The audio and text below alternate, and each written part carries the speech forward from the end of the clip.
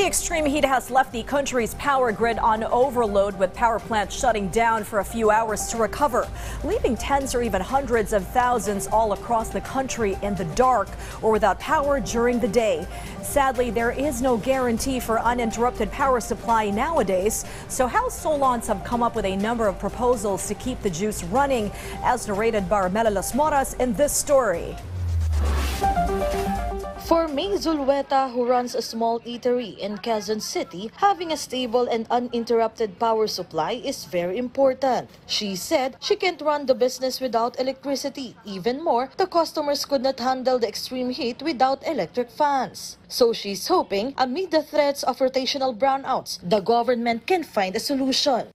Kahit sobrang init, huwag naman mag-brown out. Kasi sobrang hirap, ma'am. Kung ma-brown out, wala, hindi kami makatinda. Kasi madilim, wala kaming kuryente, wala pagluto namin, wala, hindi kami makaluto. Here at the House of Representatives, several lawmakers suggested a number of proposals to resolve the country's power woes. For Bukidnon 2nd District Representative Jonathan Keith Flores, it's high time to increase our power sources. Well, sa Mindanao nga medyo mainit din until now, but the supply of the electricity talaga should be planned ahead kasi 'di ba, as the population grows, dapat tayo din in advance naghahanap na ng other sources of electricity. So I think renewable is the way to go, and I think we should focus on that also.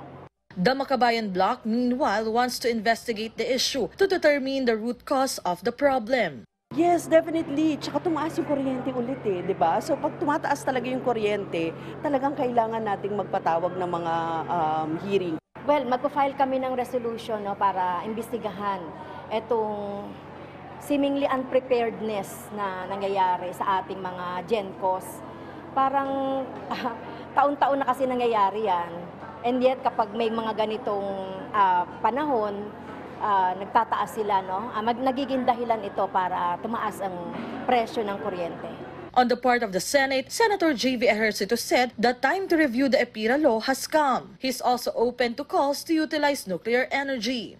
I'm open to it if it will really bring down the cost of electricity. That will help a lot in attracting foreign direct investments. Kailangan tayo maglagay ng mga new power plants because hindi naman lumiliit ang requirements. Dapat proportionate yan sa paglaki ng ating populasyon and businesses.